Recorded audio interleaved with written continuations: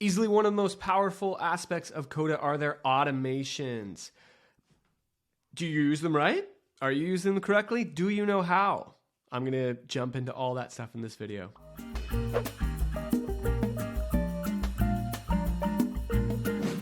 All right, Coda people, so let's talk about some automation basics. First, let's just start off with where are they? How do you find them? What you're going to do is you're going to head up to the top right corner, click on that little settings cog, and then you'll click automations. You can then click to add a rule, and you can start building them there. We'll get into building them in just a moment. Next thing we need to talk about after we found them are kind of how they work. And how they work, important thing to understand is servers. Essentially how I understand this and how I like to think about it is that Coda has a bunch of computers out there somewhere, right? And every time an automation fires, aka you want something to happen inside your document, a little robot guy travels to Coda's servers and computers, tells them the command, Coda servers send that command back to your doc and completes the action. The reason why it's done that way and on their servers rather than just on your computer itself is your automations need to be able to run anytime while you're sleeping, when your computer's dead, right? So we can't rely on your computer to run the automations. Coda servers have to do them. The only reason I talk about that is because of limits, right? Coda automations take some time to fire. Sometimes it can be 3 seconds after something happens if you're doing a row change automation. And sometimes it can be up to, I've had it happen to be like 3 to 5 minutes before. So do know that sometimes these automations that you hope to happen automatically on the dot may not happen automatically or on the dot. They may take some time. Or, for example, if you run an automation that is a time-based automation and you want it to run at 9 a.m., if you go to the activity logs, you'll realize that it actually ran at 9:03 or 9:02 or 9:05 even. So those are some limits. They're not going to happen right away. Last thing to realize about automation basics before we jump in and really cover how to use these in your documents is if conditions. People don't often see that they have add a condition here. And you can use if statements here. If, so like we can say if today dot weekday name equals Thursday, right? That says false. That means that this automation would continue to run. I am filming this on a Friday. Notice that that changes to true, right? It returns true or false. That would cause it to run or not. So actually, if I want this to run only on Fridays, I would just do this. But let's say I want it to run every single day, but not on Fridays for some reason, right? I could do something similar to that. So nonetheless, that's your if condition. But let's hop into see now how these automations work. So first off is row change. Row change automations. These are triggered when any column in a row is modified or optionally a single column. Great for sending notifications, archiving rows or deleting rows, or even creating modification logs. So let's look at one together, right? We've got automations, 5 rules here. And I have track due date changes. We're going to turn this on. But what I want to do is I want to take these tasks and I want to track as a company when these due dates are changing, right? Maybe there's a task and it keeps getting pushed out to the 25th, to the 26th, to the 3rd, right? I want to be able to track how often did that change? Who changed that? What you can do is a row change automation. So I say, hey, Coda, when a row changes, I want you to go do something. Let's define our table. We've got to define what row. This is the tasks table. Now you can choose any editable column. So if any column in here whatsoever changes, run my automation. Or you can choose a specific one. For this one, I'm going to choose due date. So this will only run if due date changes. What I want to do next then is I want to do an action. The action I want to complete is I want to add a row to my log, right? So I can see this historical record of things that have changed. So the table that I'm going to put it into is the modification log. Yep. And I get to set columns, tasks equal to, notice these step 1, step 2 results. This is important. So this is saying step 1 result is up here. This is step 1. The result that triggered this or the row that was changed. So I'm going to say, hey, add to the modification row the information from step 1 result, AKA the row that triggered this. And I want step 1 result dot task. Actually, I can even just do this. step one result. That's the whole row. We'll actually make this whole row a column type, a lookup to tasks. Great. And then we're going to set the due date is equal to step one result dot due date. Right. And then we're going to change by. Actually, I don't think I want changed by in here. I just want status at that time. You actually don't even have to do anything else here, but we'll put it in anyways. You got this, little guy. Status is equal to step one result dot status. Okay. Perfect. So now we can see, watch, we'll hopefully turn this on. Take automation bot. We'll look at that in a sec. We should see this fire. So if I come here and I say, hey, here's a new row. This is task 4. I set a due date for the 12th, and I put this as in progress. Right now, I just sent a message to Coda servers. I said, hey, something changed. Please log that for me. So Coda servers are taking some time. They're thinking about it. They're like, okay, I'll perform that action for you sometime. So we'll see kind of how long this takes, but we should expect to see task 4 and a due date and a status pop up here. We can change a few more, right? This is 22, and there's that one. So this changed to here. Watch, we can now do 112 to 120. Let's change this one randomly from 23 to 217. And then let's change this one from 32 to 323. So all those messages right now, as I'm changing that, that's actually triggering a message to go to Coda servers and to do this action for me. What we can do then now, just to make this a little bit more fun, is we can say, let's do task 4 a couple more times just to see it happen. Task 4, we'll do task 2 a little bit later. Great. Now I can say in here, I can actually go pull in all of my modifications. So I'm going to say modification log dot filter for where task is equal to this row. And these are all my modifications. Now I can hide that, go into here, into task 4, edit this real fast so I can see those modifications as a table, column. We'll hide notes. Great. So now I can see all modifications, right? So I can see that this due date was changed on these different days. And I can even see when that happened, created. When was this row created, right? So when did these modifications happen? So that's one way. That's just one powerful way you can use row changed automations. Next up, we're going to move to time-based. So time-based automations are a bit different, right? They're not triggered off an event or an action inside your doc. Rather, they're triggered off some sort of set cadence. This can be great for sending reminders or even creating recurring tasks. I'll show you how to create recurring tasks with this now. So if I go in here, automations, and I say add recurring task, we'll turn this on.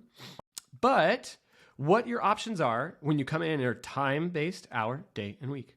Hour, you can then modify that to be, you got this, little guy.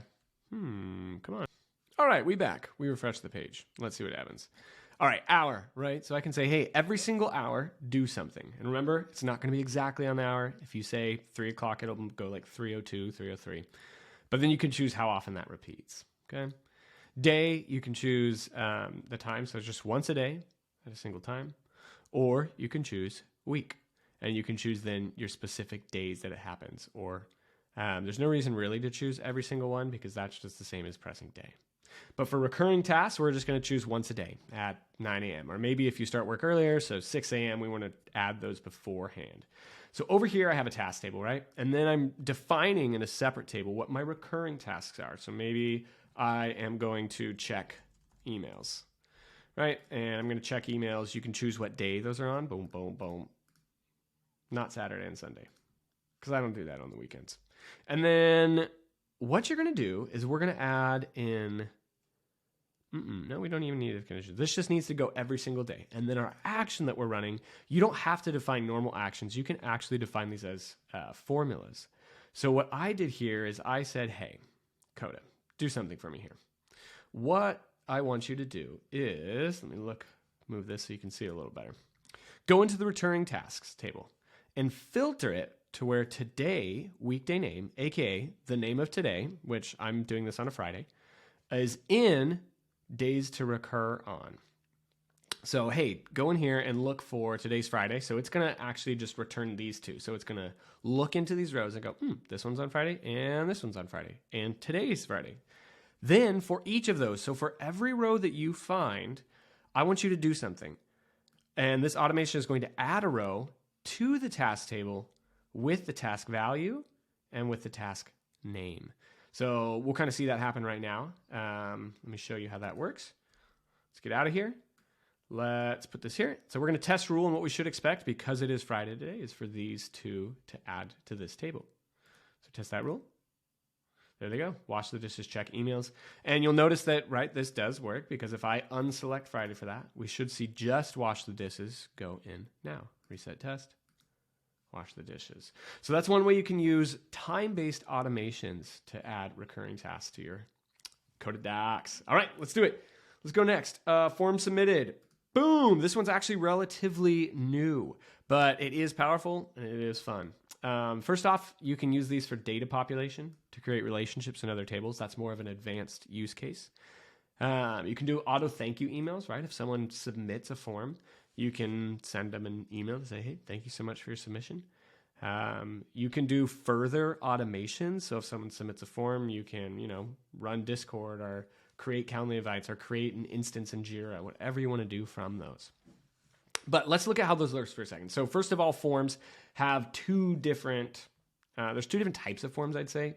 There's one internal and then there's one external. This is an internal form, AKA if I say Scott and my email is scott@simpladocs.com and comments are comments. If I submit this internal form, this will successfully trigger our automation. Let's see what I have going on here. Great. Yeah, actually, let's do a quick thank you. So we're going to say when a form is submitted to the interest form results. There we go.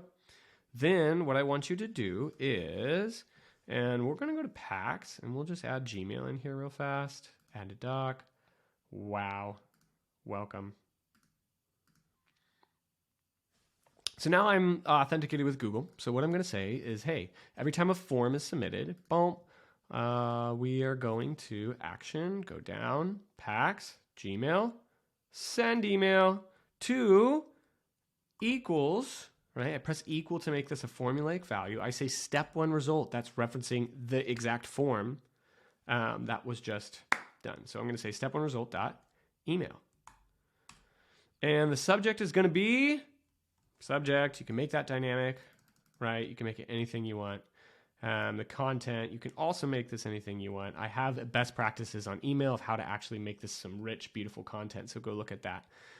You should also always, if you're using this, hide the signature so you don't get that sent from this Coda doc thing. But nonetheless, this would allow you to send an email on every time a form is submitted. Submit. Okay. So this should run. We should see the activity in a minute, and it would pop up in my email. Another way you can do this is you can publish forms, obviously, right? Here's a copied link, and then this is externally available to anyone who doesn't have your Coda doc. This will also successfully trigger those automations that you run as well. Let's go look at it triggered real fast. And then we got one more to look at. Oh, it didn't like me, but it did trigger. Invalid step. Step has a configuration error. Okay, what? Oh, I forgot to put content. Forgot info here. Great, would have sent that. Okay, next up, the last is Webhook Invoked. We can go much deeper in these, and I plan on getting a different video just on Webhook Invoked automations, but let's just get a real quick overview of it. You can use it for notifications. You can use it for product delivery. I actually use Webhook Invoked automations to deliver premium templates to people in Coda. Package delivery, real-time notifications. I've used these webhooks that are coming from FedEx or UPS to essentially, the moment a package is delivered, it pings a Coda doc, and then the Coda doc can actually go ahead and send emails, or the Coda doc can send Discord messages about those happening.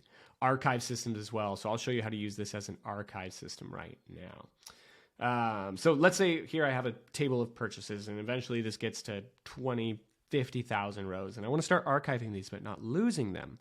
I can actually use Webhook Invoked automations to move these to another table. So here I have a different doc. It's called Automation Companion Doc. You'll notice I have customer, amount, email, and archived at.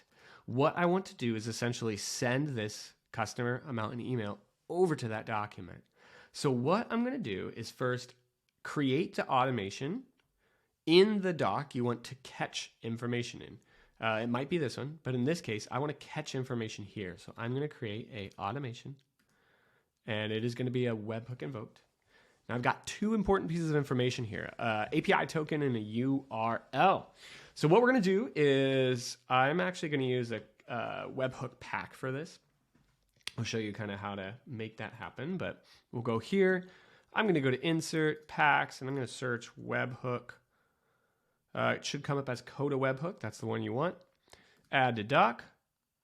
And what I'm going to do is I'm going to put in a trigger webhook v2. So trigger webhook is triggering a webhook, aka triggering the webhook in this document and passing it information. So I need to give this button my URL and my auth token. So here's my URL.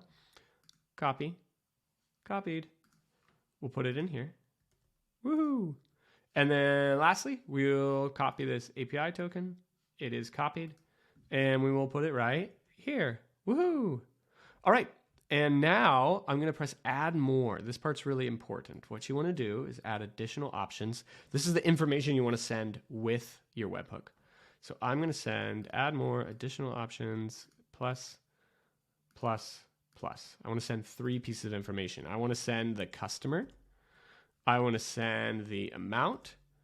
And I want to send the email. These are case sensitive, so remember them later on. They should also be no spaces, one word. The value I'm going to send for that is going to be equals to the customer, equal to amount, and then lastly, equal to email. So I'm saying, hey, send the customer amount and email information to this Webhook Invoked automation. We should be good. Okay. So what I want to do then is I want to actually trigger webhook. And then what I'm going to do is one more thing in this button, because if it's an archive, right? Let's just make sure this works. Ooh, it's not going to work. It's going to break. Webhook broke. If you see that action, most likely what's happening for you is this is off. It's meaning it tried to give the information to this webhook, but it's off. You don't want that. All right, so now it's on, so it'll work, but we haven't set this or told this automation how to catch that information we're sending it. So what we have to do is actually add a row to the purchases, and we have to set the customer, amount, email, and archived at. Archived at can just be equal to now, right? The moment that it archives at. But how we're going to get these out of what is JSON is we're going to say step 1 result dot parse JSON. So Coda formula. You can learn more about it in the comments below. And you're going to say what you want is you want the customer value. Customer. And remember, this is case sensitive, so you need to pay attention to that. Where did I get that customer thing from? Those are what I defined here. So whatever you wrote here, exactly, you need to put in over here. So let's go over here. I'm going to say step 1 result dot parse JSON. And then I want the amount. It's all lowercase for me. That's what I remembered putting. And then equal to step 1 result dot parse JSON. And we're going to say email. All right. So now we can't really test this because we don't have anything incoming to it right now. So we can actually test it over here. So we should see trigger webhook. 1 external action performed. Let's go check. And there's Donald Duck for $15. Donald Disney, right? But if we want this to truly be an archive doc, what we're going to do is actually make this button do 2 things. So we're going to first do that. We're going to Command A, then I Command Copy. So I always Command A, get the whole thing, copy it, delete it, using another Coda formula called run actions, say, AKA button, can you do more than one thing at once? And the button says, yeah, I can do that. First action, Command Paste, comma, notice down here, action 2, what do you want to do next? After that, I want to delete rows, this row. Boom. And then what we can essentially say is we can recall this archive. We'll do this. We'll do this. Boom. Look at that. Now we can archive Mickey and Goofy and Daisy. And, right, they're gone from this doc. You're saving them over here. Yay. Gotta love it. Okay. So that is kind of the basics. Automations you can get pretty deep into. There's a couple more things that we didn't look at, such as Last thing would be take actions as automation bot, or you have the option for yourself. This is really important because your automation will break sometimes if you don't choose the correct option. If your automation is doing something, aka form submit value, that accesses a pack that needs to authenticate, aka something that uses your username and password, it's not going to work unless you do it take actions as yourself, right? Because if you do this, hey, go ahead and send an email every time something is submitted, and you do it as automation bot, the automation is going to error and it's going to say, I don't have the right password for your Gmail account. I can't do that. Sorry. So if you are accessing packs, usually it's safer to set these as yourself. That are some of the most important things you can know. There is one more secret hidden trigger. You'll notice that if I go to here and say trigger, there is no when row created, right? There is no trigger that works like that. There is a hidden way to make it happen though, and I'm going to cover that in this video up here. See you guys.